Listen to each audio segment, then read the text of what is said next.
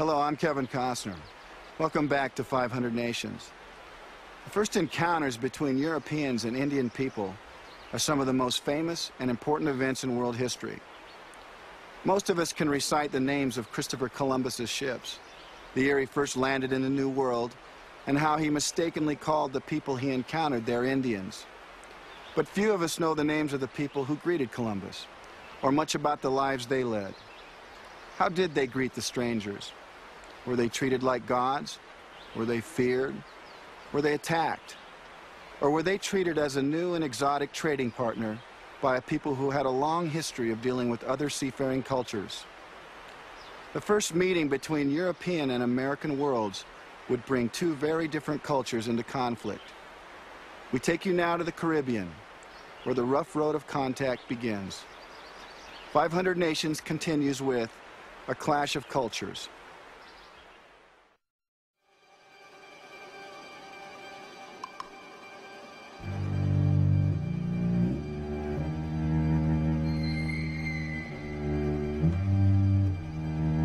How much damage, how many calamities, disruptions and devastations of kingdoms have there been?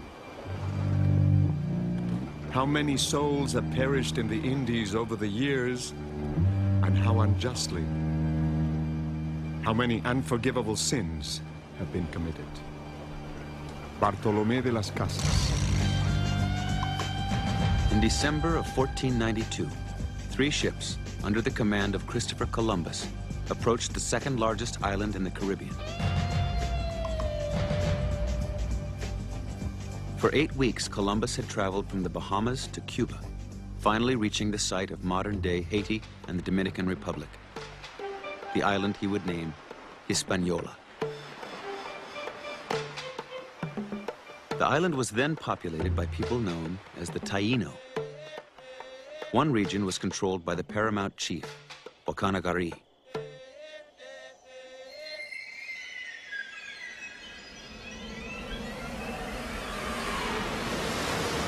On Christmas Eve, while coasting along the shore, Columbus's flagship, the Santa Maria, ran aground.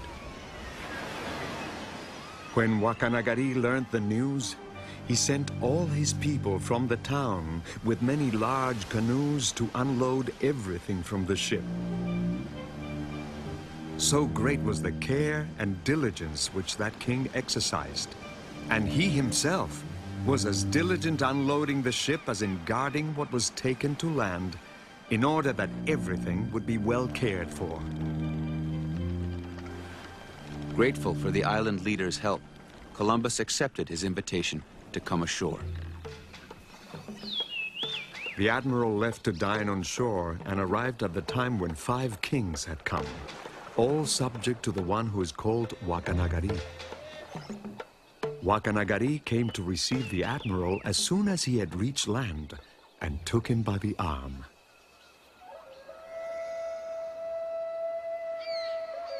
Columbus was immediately struck by the beauty of Taino life. The king observes a very wonderful estate in such a dignified manner that it is a pleasure to see. Neither better people nor land can there be. The houses and the villages are so pretty. They love their neighbors as themselves. And they have the sweetest speech in the world. And they're gentle, and they're always laughing. Christopher Columbus. As a token of gratitude for the rescue of his men and supplies, Columbus presented Wakanagari with a red cape, a prestigious item among the Taino elite. In return, Wakanagari gave Columbus a golden tiara he wore on his head. To Wakanagari, it was a fair exchange, a gesture of mutual respect and recognition, the opening of trade between equals. To Columbus, it was a crown, a symbol of authority. Wakanagari was surrendering his lands and people to Spain. But Columbus was not simply looking to rule people. He saw something much more valuable to his future. He saw gold. the prize he could take back to his sponsors in Europe. There was wealth to be had, and to the Europeans of the time, wealth belonged to those strong enough to take it.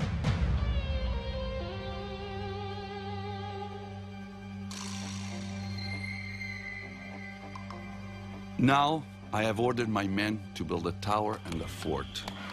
Not that I believe it to be necessary, for it is obvious that with these men that I bring, I could subdue all of this island, since the people are naked and without arms. But it is right that this tower be made, so that with love and fear, they will obey.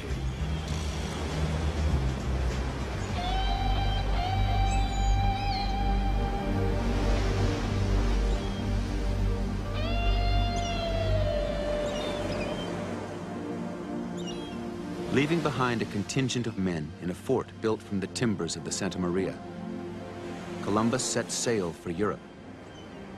With him, he would carry the news of a new world, gold and docile island natives. Guacanagari and the Taino had no way of knowing what was about to happen to their ancient way of life. The Taino's ancestors were part of a series of migrations of South American Indian people dating back over 2,000 years. They farmed the land and harvested the wealth of the sea. Taino traders traveled in huge ocean-going canoes capable of carrying up to 150 men. Boats laden with feathers, gold, wood, pottery, beautiful birds, cotton fabric, and food. Island nations were woven together by trade. Trade was the communication system by which nations knew one another and maintained peace. Some trading partners even exchanged their names to create lasting bonds between their communities.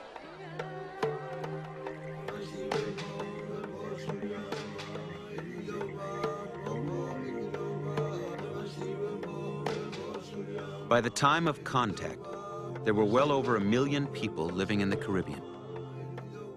Local community leaders were subject to powerful regional leaders like Guacanagari, who controlled trade with large personal fleets and warehouses of commodities. Into this world, Columbus returned in November 1493 with a military flotilla of 17 ships. Under his command were armor-clad soldiers, mounted cavalry, attack dogs, and guns. The Spanish conquest of the Caribbean began. Gold mines were opened, and the Taino were enslaved, forced to mine the ore. A Spanish priest, Bartolomé de las Casas, who accompanied Columbus on his second voyage, spoke out against the cruel treatment of the Taino people. It is not possible to recount the 100th part of what I have seen with my own eyes. A man had need to have a body of iron to undergo the labor they endure in getting gold out of the mines.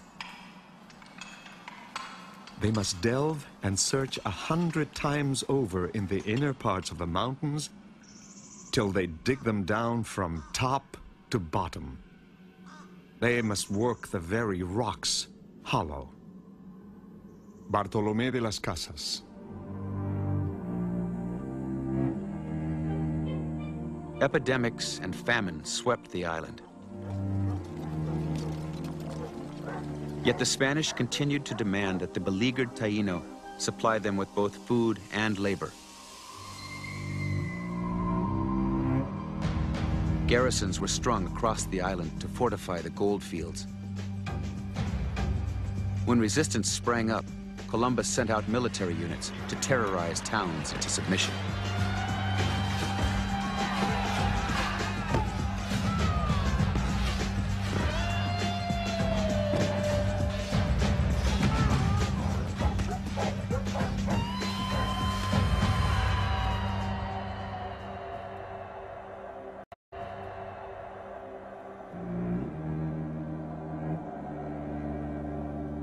They were so relentlessly persecuted and pursued with their wives and children up into the hills, so tired, hungry, and harassed. And there went with them disease, death, and misery, just as if they had been killed in the wars. They died of hunger and sickness that surrounded them, and the fatigue and oppression that followed. After 1496, no more than a third remained of the multitudes that had been on the island. Taíno's suffering was so severe that thousands took their own lives rather than submit. Wherefore many went to the woods and there hung themselves, after having killed their children, saying it was far better to die than to live so miserably. Some threw themselves from the high cliffs down precipices. Others jumped into the sea, and others starved themselves to death. Benzoni, soldier for Spain. Some escaped into the mountains, including Guacanagari, the paramount chief who had befriended Columbus. He soon died, a homeless wanderer. By 1503, 11 years after Columbus's first voyage, only a few pockets of resistance remained. In the mountainous region of Sharawa, Taíno people ruled by a woman named Anacaona successfully evaded Spanish demands for labor. Determined to break the resistance, the Spanish governor requested a diplomatic meeting. Anacaona agreed and summoned 80 regional sub-chiefs to her state house for the meeting.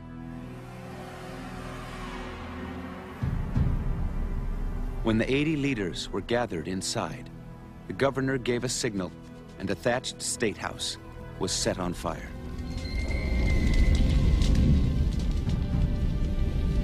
Soldiers lined up outside with swords. Taíno leaders who did not burn were killed as they fled the blaze. Anacaona was spared, only to be later executed by hanging. In the aftermath of the bloody carnage, a little boy stood among the ashes and smoke beside the charred remains of his father. A boy whose name the Spanish would come to remember well, Enrique.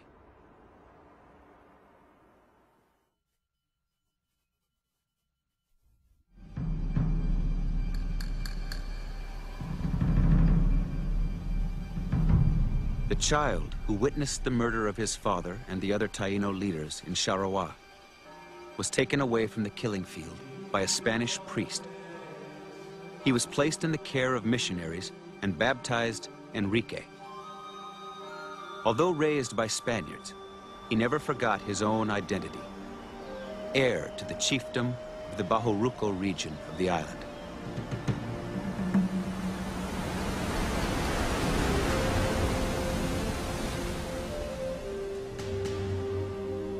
Enrique was a tall and graceful man with a well-proportioned body. His face was neither handsome nor ugly, but that of a serious and stern man. He married a native, a woman of excellent and noble lineage, named Doña Lucia, Bartolomé de las Casas. The Spanish government created a labor grant system under which individual Spanish landholders were given village populations to use as forced labor. Enrique, his wife, and his people were turned over to a debauched young Spaniard named Valenzuela. They were at his mercy. The priest, Las Casas, protested. In a more just world, Enrique would have been the master. Valenzuela viewed Enriquillo as a slave and valued him less than manure in the street.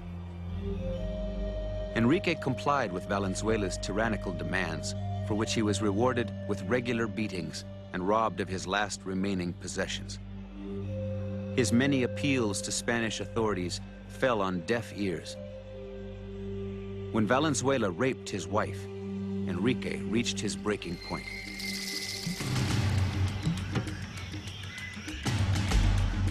He and his followers escaped to their homelands in the lofty Bajoruco Mountains.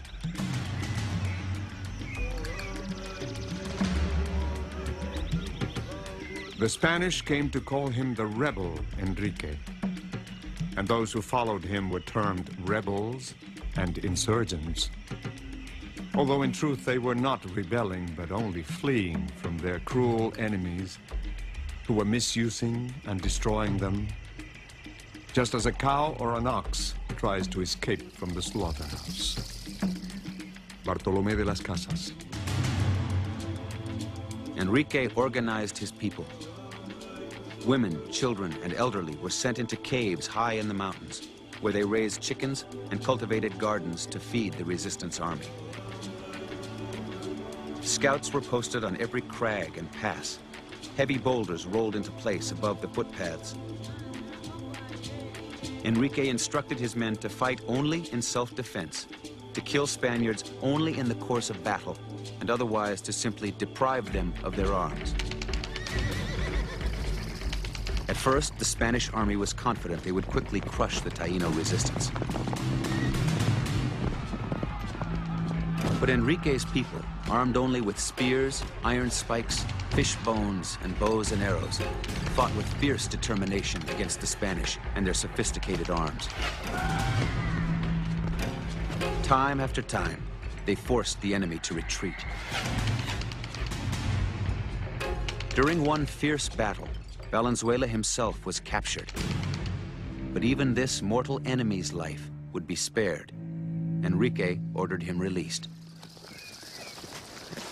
As word of Enrique's victories spread across the island, many Taino fled to his refuge and joined the fight for freedom. His legend grew. It was said that Enrique never slept at night, that he himself patrolled the village until dawn. For over a decade, he fought Spain to a standstill. Finally, unable to defeat the guerrillas on their own territory, an exhausted and humiliated Spanish government made overtures of peace. I know the Spanish very well, because they killed my father and grandfather and all the people of the kingdom of Sharawa, and reduced the population of the entire island of Hispaniola. I have fled to my own land, where neither I nor any of my followers are harming anyone, but are simply defending ourselves against those who came to capture and kill us. I need not talk to another Spaniard. Enrique, Taino. But there was one Spaniard to whom Enrique would still talk, the priest, Las Casas. After many years spent demanding the king act to stop Spanish atrocities in the New World, Las Casas had been officially designated protector of the Indians. He now sought out Enrique in his mountain stronghold. 2 months later, Las Casas and Enrique appeared before Spanish authorities and negotiated a truce. 14 years after it began, the rebellion came to an end, but only after the Spanish agreed to guarantee freedom for Enrique's people.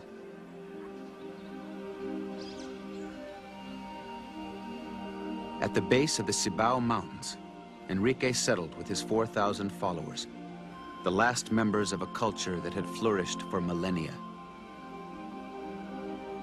By the end of the century, the Taino population that Las Casas had estimated at 2 million was officially reported extinct.